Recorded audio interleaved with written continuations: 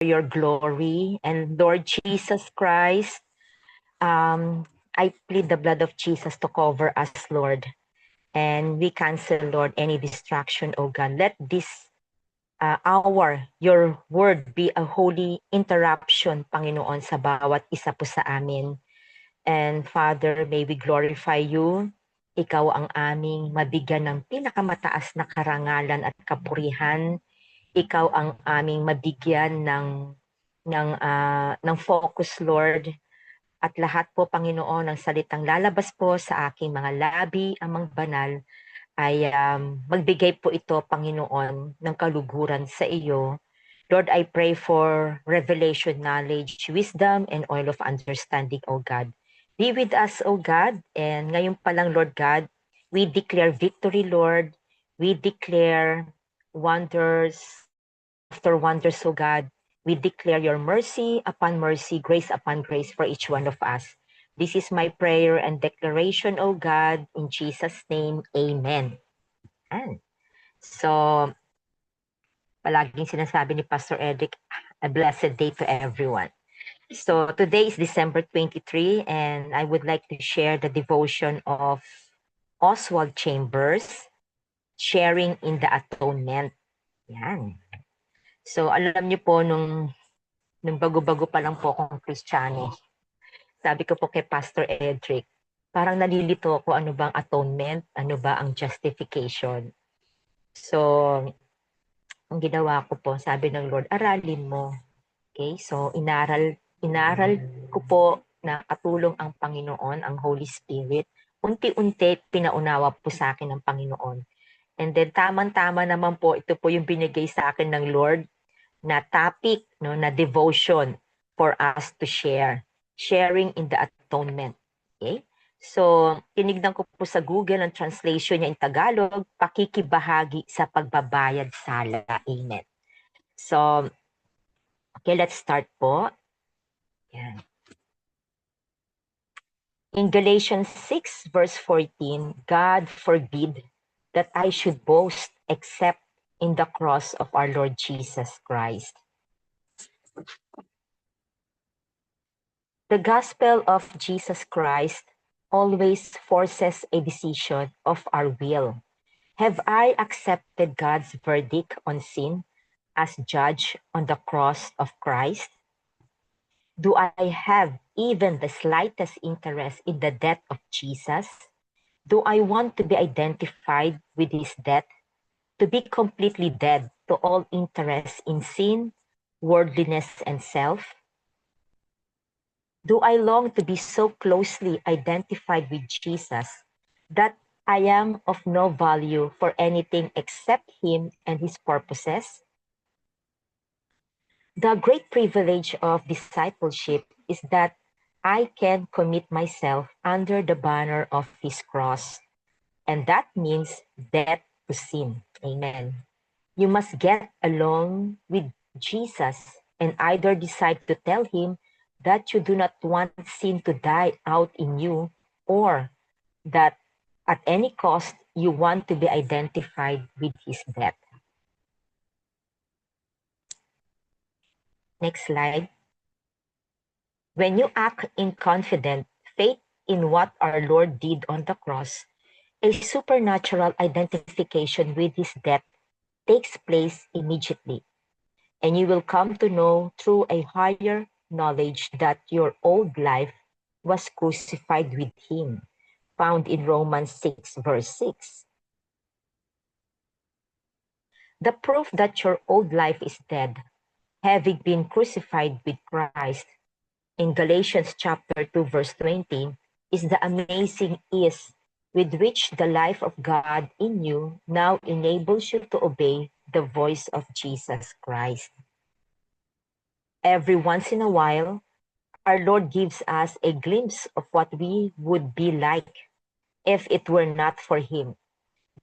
This is a confirmation of what he said, "Without me, you can do nothing," in John 15 verse 5. That is why the underlying foundation of Christianity is personal, passionate devotion to the Lord Jesus. we mistake the joy of our first introduction into God's kingdom as His purpose for getting us there. Yet God's purpose in getting us into His kingdom is that we may realize all that identification with Jesus Christ means. And it could be found in the books of Nahum chapter 1 to 3 and Revelation chapter 14. Now, what is the wisdom from Oswald? Jesus Christ is always unyielding to my claim to my right to myself. The one essential element in all our Lord's teaching about discipleship is abandon. No calculation, no trace of self-interest. Hallelujah. So praise God for that devotion. Now, let us expound po this message from Oswald Chamber. Okay. From the book of Galatians chapter 6, verse 14, yan. Ang pinili ko po yung New Testament Pinoy version.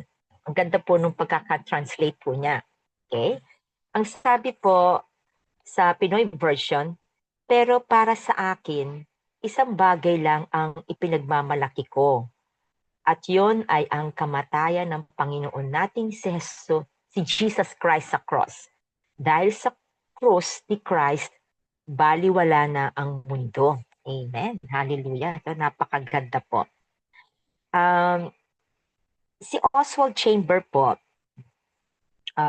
teaches that while Christ alone accomplished the atonement, yan. Okay, pakibalik na lang po tayo doon sa verse ng Galatians. Yan, thank you.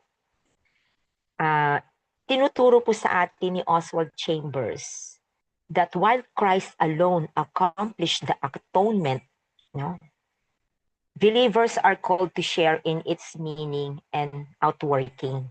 So, ibig sabihin po niyan, ang Lord Jesus Christ lamang po ang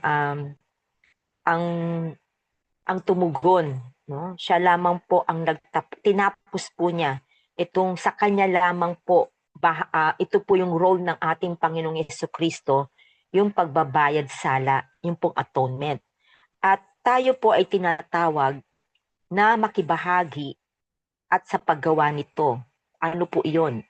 Not by adding to Christ's suffering, but by entering into its spirit through surrender and obedience. Okay? So, hindi po tayo tinatawag ng ating Lord Jesus na makidagdag pa o makiambag sa kanyang ibinigay na sacrifices, no suffering po niya. Ngunit ang gusto po ng ating Panginoon ay tayo po ay pumasok sa spirit po ng pagsuko at pagsunod. Amen. Now, meron po akong gustong i-share na 3 key points po dito sa ating pag-aaral. Ang first point, atonement is complete, but participation is personal. Amen. No? So, yung pong pagbabayad sala ay kumpleto na po. Kinumpleto na po ito ng ating Lord Jesus po. At ang ating pong gagawin ay, sabi nga, participate, makilahok po tayo. Personal participation po ang gagawin po natin. So ano pong ibig sabihin po niyan? Yung pong atonement, yung pong pagbabayad sala, ay hindi po ito yung tinatawag na cooperative effort. Ibig sabihin, hindi po ito yung pagtutulungan o pagsisikap between Christ and believers. Tayo po iyon. Actually, ito pong message po na to is for believers, for followers, for disciples of Christ. No? So yung pong atonement, hindi po tayo kasama po rito. Wala po tayong naambag. Wala po tayong part po rito. Okay? Ito po ay ginampanan po ng ating Panginoong Jesus. Mag-isa lang po. Kaya sabi po doon sa unang sinabi ko po, Christ alone accomplished the atonement. No? Kaya nga po, kung paalalahanin po natin yung 7 last word ng ating Lord Jesus sa cross. Natatandaan niyo po yun. Ano po ang sabi po niya doon sa John 19:13? It is finished. Tapos na. Yun po ang sabi ng ating Panginoon. No? At doon po sa cross, walang bahagi po ang tao po doon. Ano po ang naging bahagi ng tao po doon? Kung babalikan po natin yung kwento po sa Bible. Ang mga tao po nung panahon noon, ang kanilang naging participation ay crucify him. Diba? Ipako siya sa krus. Yun po yung participation po ng tao. At ang ating Panginoong Jesus, no? Ginampanan po niya yung atonement. Siya po ang nagsimula po noon at siya rin po ang tumapos po noon. Hallelujah. So, ang tao ang nag-crucify kay Jesus Christ sa cross, but the Lord Jesus Christ said, it is finished. Tapos na. Amen? So, salamat po sa ating Panginoong Jesus. And it was the work of Christ alone. Kaya wala po tayo wala po tayo maipagmamalaki na naging bahagi po tayo ng atonement po ng ating Panginoon. No suffering, obedience, or sacrifice on our part can add to what Jesus has already accomplished. Amen. So, doon po sa Expositors Study Bible, authored by Evangelist Jimmy Swaggart. Ito po, meron po kami nito ni Pastor Edric. Yan po. Ito pong librong ito pong Expositors Study Bible na in-author po na Evangelist Jimmy Swaggart. In every chapter po, from Genesis to Revelation, kasi pa nagtuturo po ako ng Bible study ng aking pong online study group, at kapag nagbibigay din po ng devotion, ginagamit ko po itong libro pong ito. At napansin ko po rito from Genesis to Revelation, palagi pong nakasulat, palagi pong naka-account kay Evangelist Jimmy Swaggart ang mga ganito pong salita. Faith in Christ and the cross. Placing our faith exclusively in Christ and the cross. The cross must ever be the object of our faith. It was carried out by Christ at the cross. The spiritual man sees himself as he really is, totally dependent on Christ and the cross. Amen. So ano po yung napansin niyo po? Palagi pong magkasama po si Christ and the cross. Hindi po sila pwedeng paghiwalayin because Christ and the cross, iisa lang po. Amen? No? So, our Lord Jesus Christ fully paid the price for sin. Ang Lord Jesus Christ lamang po, wala na pong iba. Wala na po. Okay? So, maliwanag po yung sinasabi po ng Word of God at ng ating pong pag-aaral at yan din po yung sinabi sa account po ni Oswald Chambers. Ngayon po, ano pong role natin? Ang role natin, ang ating pong tungkulin ay hindi mag-ambag sa pagtubos ng kasalanan po ng tao. Yan, amen, no? So, yun po ang ating side po doon. Okay? So, but to allow the cross to work deeply in us, no? Kailangan po yung cross, magtrabaho po to ng malalim sa atin eh. Ang cross po hindi po siya mababaw. Amen?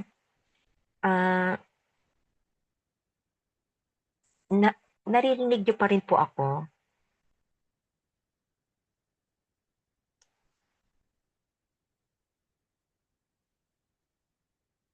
Hello? Yeah, naririnig pa namin, dear. Okay. Yes, kasi nawala yung PowerPoint. Okay. So, yan. So, pasensya na po. Okay. Now, sabi po dito, but to allow the cross to work deeply in us, kailangan po merong pagbabago sa atin. No? Yung pagbabago po ng ating kalooban, yung ating pride, no? Kailangan yung pagmamataas, wala na po yan. At self-life, yung buhay po sa ating sarili. So, kaya nga po, dito po sa book na to, palaging nire-remind ni Evangelist Jimmy Swaggart yung Christ and the Cross. Pagka titingin tayo sa Lord Jesus Christ, kailangan titingin din po tayo sa cross. Amen. So, its transforming power, yung pong kapangyarihan po niyang magpabago, must be personally received and embraced. Amen. Kailangan po natin itong personal na tanggapin at yakapin. Hallelujah. So, hindi lamang po ito yung parang isinasantabi. Hindi po ito yung parang yung parang dinaanan lang natin, hindi po. Salvation is not merely a legal transaction, no?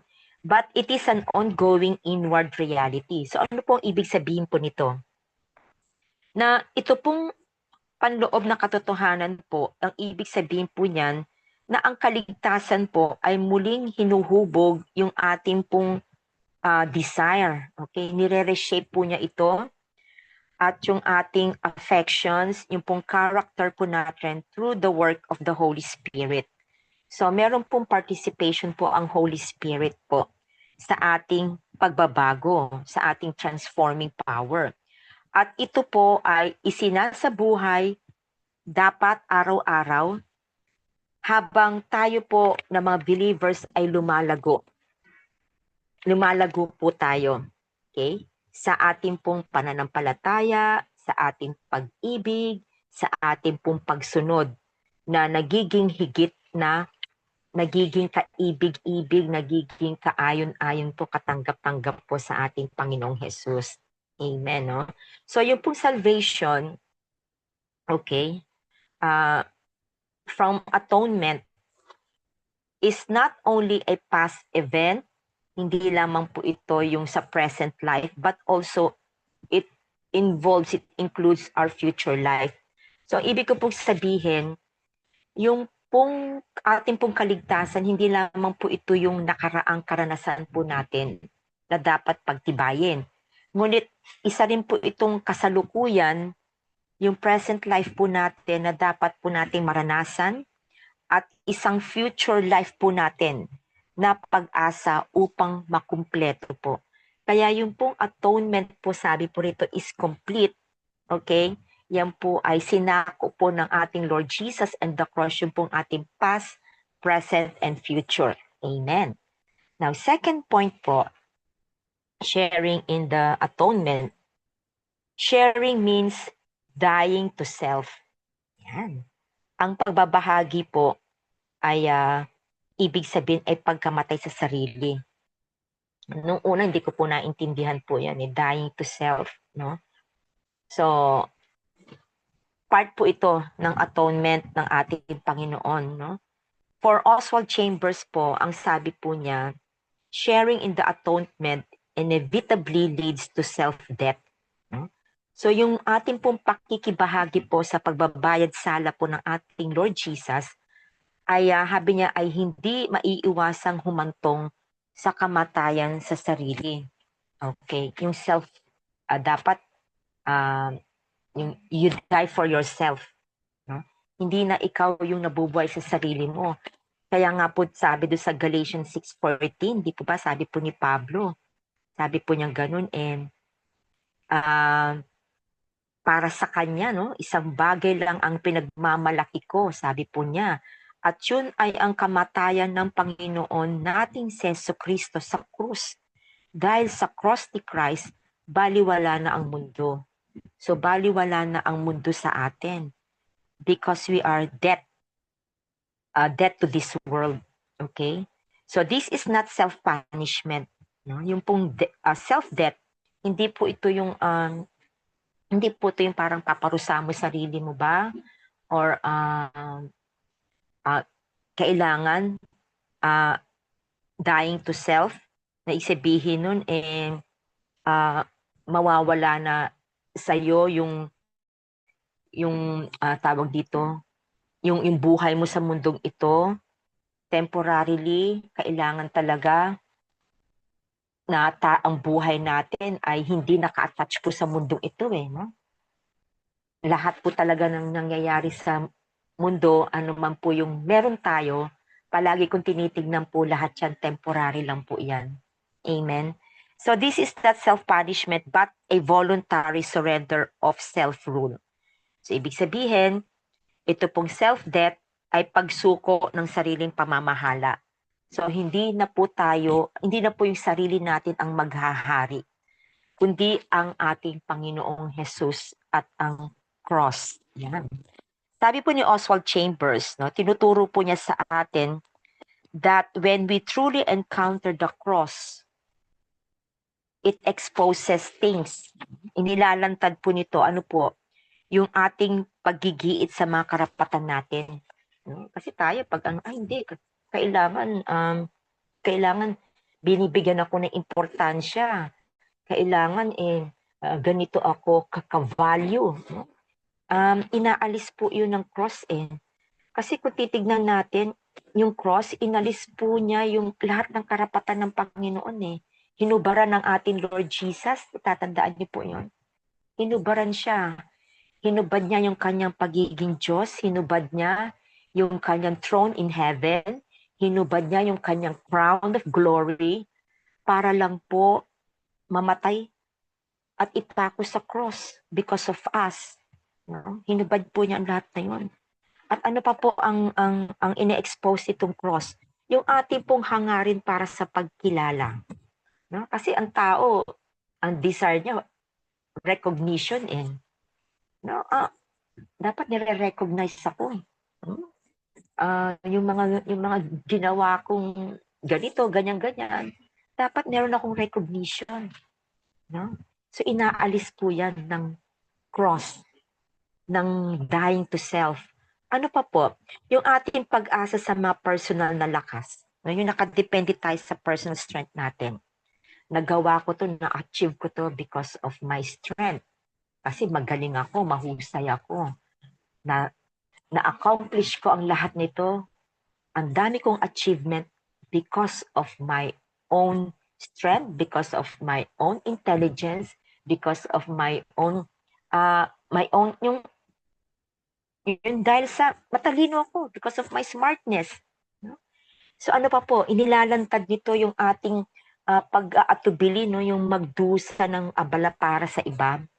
Yung bang, magkikare ka sa iba, um, yung tutulong ka sa kapwa mo, tutulong ka sa tao na hindi mo naman family members, yung bang makikidalamhati ka sa kanya na hindi mo naman siya kaano-ano. Ano pa po ba? Yung kanyang sorrow, mararamdaman mo yon. Yung tagumpay niya, tagumpay mo, walang inggit, no?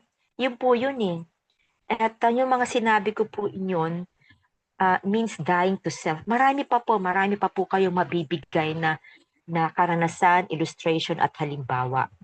Now, to share in Christ's suffering, hindi po ibig sabihin nito ay to reenact the cross of Calvary na alam naman po natin dito sa ating bansa, kapag mahal na araw, merong reenactment ng pagbubuhat ng cross. Alam niyo po yun, yung penitensya, sinasaktan ng sarili, okay, to the point na ipinapapako ang sarili sa cross. And alam po natin yan na that is a big insult to our Lord Jesus Christ. No? Lahat po tayo dito mga mananampalataya, alam po natin yan na kahit ano pang gawin ng tao, hindi po niya deserve yun. Okay? Ang Lord Jesus Christ lamang po ang merong holy rights na gawin po iyon. Amen? So, hindi po yun ang ibig sabihin na gawin natin yung sakripisyo. Napakahirap po ng pinagdaanan ng ating Lord Jesus.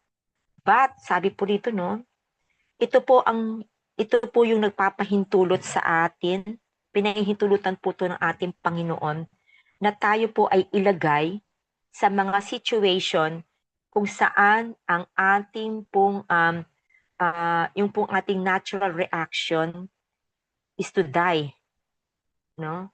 Mamatay. At ang character po ng ating Lord Jesus ay mahayag po sa atin. Katulad po ng sinabi ko po kanina, na naalala ko po yung isa sa, nung nakikinig pa po ako sa DCAS, meron pong isang ano po doon na Christian broadcaster po. Sabi niya, in-invite po siyang speaker sa isang lugar. Tapos sabi niya, ano, pagpunta po niya doon, wala man lang daw pong bumati sa kanya, hindi man lang daw po siya inofera ng magandang upuan, hindi man lang po daw siya winelcome.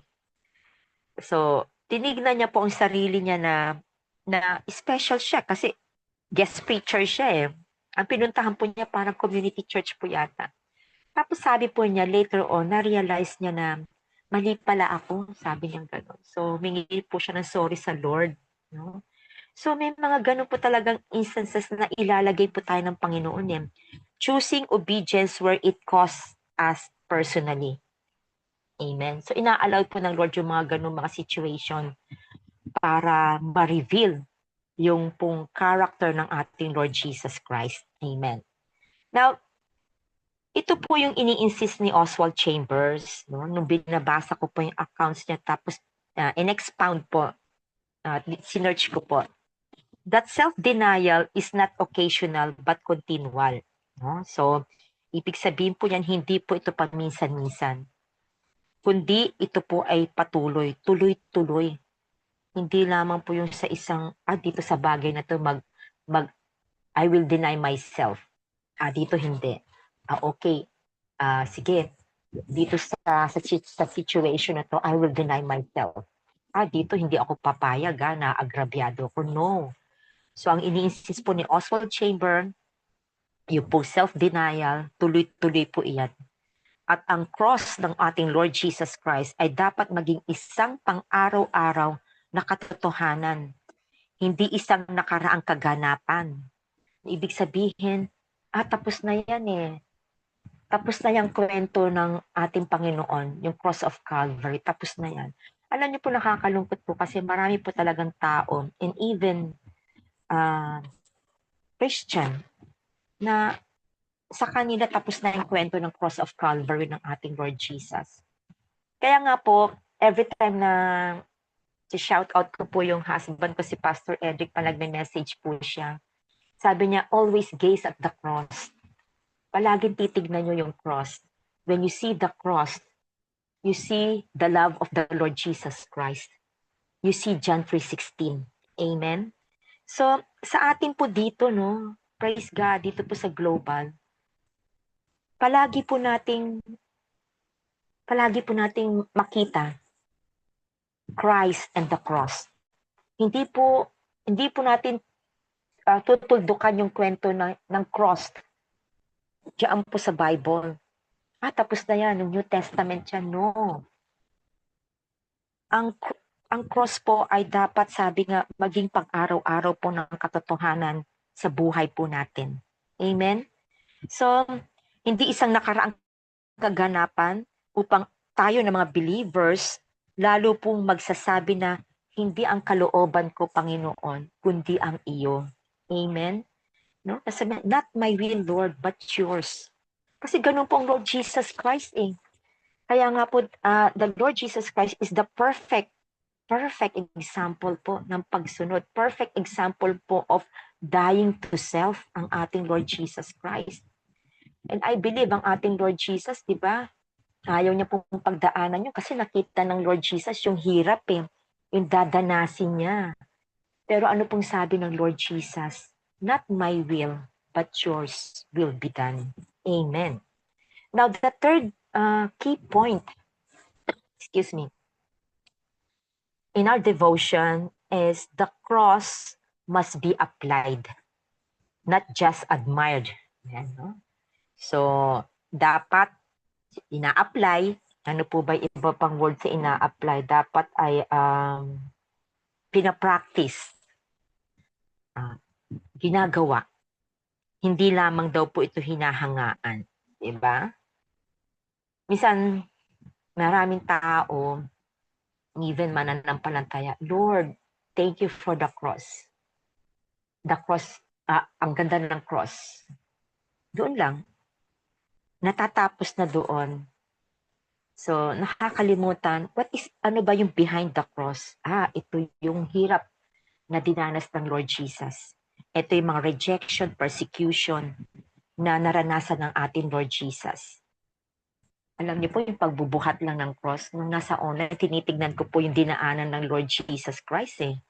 Yung doon pa lang po sa Garden of Gethsemane, nag-start na po doon eh. No? Yung dinakip siya, in the Passion of Christ, di ba? Passion of Christ. Doon, no? So, yung dinaanan ng Lord Jesus Christ, yung nilakad niya, yung nilakaran niya na pasampasan yung cross. Grabe yun. Pag pinapanood natin, parang, yun lang, pero mabigat yun. Hanggang sa dumaan siya at hanggang sa dulo ng cross of Calvary.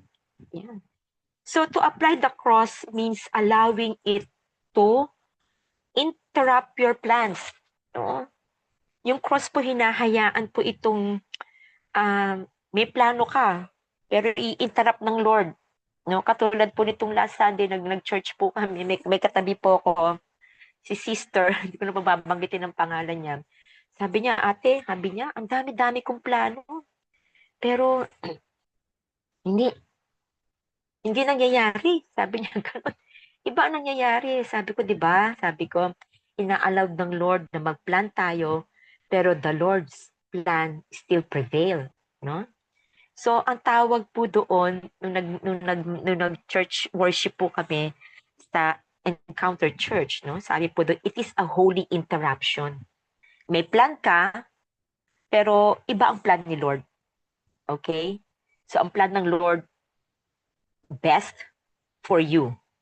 At yan yung sinasabing, tinatawag pong holy interruption. Yung po ang sabi po ng preacher. Amen, no? Gusto ko po yung word na yung holy interruption. May plan ka. May plan tayo, nagpaplano tayo sa family, nagpaplano tayo for ourselves, pero ini-interrupt ng Lord Jesus at ng cross. Ano pa po? To apply the cross means allowing it to challenge our preferences. Ito ay hinahamon niya yung ating kagustuhan. May gusto tayo. Ito ang gusto ko, Lord. Ito ang dapat na mangyari sa akin, Lord. Lord, ito dapat. Pero hindi eh. Hindi po yun nangyayari. Nahahamon po tayo doon ng cross. Okay. So ang cross po, di ba, ang gusto ng Lord, di ba, sabi niya, gusto niyang tawag dito, yung kopa ng paghihirap, di ba? Hangga't maaari ayaw ng Lord Jesus eh. Pero ang sabi niya, not my will, Lord, but yours. Amen. So ano pa po? To apply the cross means allowing it to reshape how we love difficult people. Amen. Diba? Yung hinahayaan itong muling hubugin tayo, muling turuan po tayo kung paano natin minamahal ang mahihirap na taong mahalin. Amen. No? Ganun kasi ang Lord Jesus eh. Yung mga taong nagsisigaw sa kanya na crucified him. Crucified him. Wala siya naging kakampi, even yung mga disciples eh. Walang kumampi sa kanya, di po ba? Walang nagsabi doon na, walang naglakas ng loob na no. Walang nagsabi pong ganun eh. Lahat ng tao, yung crowd, nagsisigawan, crucify him, crucify him. So, ganun po ang ginawa ng Panginoon. Nung nasa cross ang Lord Jesus, ano po ang naging word niya? Doon sa 7 last word, sabi po niya, Father, forgive them for they do not know what they are doing. At nandoon pa rin yung love ng Lord. Kung tayo yun, ang hirap kaya mahalin ng mga taong yun. No? Yung sisigawan ka, ipagsisigawan sa'yo, crucify. Ang hirap mahalin ng mga tao na yun. Pero hindi po ang Lord Jesus Christ. Kahit na mahirap, kahit na naging ganon, ang judgment ng tao po sa kanya at maging yung mga tao po sa ngayon, ang ibinibigay pa rin ng Panginoon pag-ibig. At yun po yung gusto ng ating Lord Jesus na i-apply natin yung cross sa atin, no, to love difficult people. Amen.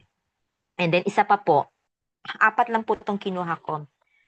To apply the cross means allowing it to remove our rights to retaliate on or self-protect. Diba? So hinahayaan po nitong alisin ang ating karapatan na gumanti. Ganun po kasi ang tao, di ba? Kapag nasaktan, gaganti ako. Ginawa mo sa akin to, gagantihan kita. Hindi ako papayag. Ganun po ang mundo eh. Di ba? An eye for an eye, a tooth for a tooth. Pero hindi po ito yung message ng ating Lord Jesus Christ at ng cross. Ang message po niya, di ba, doon po sa second key point po natin, dying to self. At as a true believers of Christ, apply mo anak yung cross. Diba? Ano ba ang message sa'yo ng cross? Nung ipinako ba ako sa cross, gumanti ba ako? Di ba hindi po gumanti ang Lord? Hindi niya sinabing, ito po yung isa sa binabanggit ni Pastor Edric sa message niya. Sinabi ba ni Jesus na pagbaba ko rito, lagot kayo sa akin, natatandaan ko kayong lahat, gagantihan ko kayo. Wala pong ganun ang Lord Jesus. Amen? So pati yung inaalis din po nito yung karapatan natin to protect ourselves from people who are mean to us, people who have hurt us. So anong message ng cross po sa atin? Apply the cross. Forgive, love, and bless them. So the cross, when applied, kapag ito po yung ating pinractice, makes us available to God at any cost. Now, Oswald Chambers urges that God does not ask us to understand suffering before obedience. Hindi natin kailangan na maunawaan muna yung paghihirap. Parang ganito po, sa situation po. Bakit nangyayari sa amin ito? Bakit kailangan daanan namin ng family to? Bakit kailangan mangyari ito sa aming marriage life, sa family namin, sa ministry ko? Bakit, Lord? No? Marami mga bagay na hindi natin maunawaan eh. At ang hinihingi sa atin ng Lord Jesus, gaya ng tinugod niya sa kanyang Abba Father, is obedience. Now, hinihiling po sa atin ng ating Panginoon, ng ating Panginoong Diyos, na magtiwala po sa Kanya ng sapat upang sumunod. Kahit na ang cross ay ang feeling natin ay it feels costly and confusing. Diba? Ang hinihingi po ng ating Panginoon ay to trust Him enough to obey. Anak, obey ka lang. Hindi mo mauunawaan pa ngayon, obey ka lang. Trust me. Trust me as your Lord Jesus Christ and trust the cross. No? Kahit na Lord, nalilito ako eh. Kahit nalilito ako, Lord, sige Lord, I will trust you. I will obey. Then after na obedience natin, ito karanasan po namin ito, karanasan natin ng bawat sa dito, di ba? After natin mag-obey, nandiyan na, nauunawaan natin. And then, sharing in the atonement means living as a person who has been crucified with Christ, allowing His resurrection life to flow through ordinary obedience, hidden faithfulness, and sacrificial love. And then lastly po, yan, praise God, lastly, the proof that your old life is dead, having been crucified with Christ. Yan. Crucified with Christ. It says in Galatians chapter 2 verse 20, New Testament Pinoy version, sabi po, hindi na ako ang nabubuhay. Si Christ na ang nabubuhay sa akin. At nabubuhay ako ngayon na nagtitiwala sa anak ng Diyos. Minahal niya ako at binigay niya ang buhay niya para sa akin. Hallelujah. All glory to our God Most High, for He gave His only begotten Son to die on the cross of Calvary. Amen. Thank you for letting me share. Amen.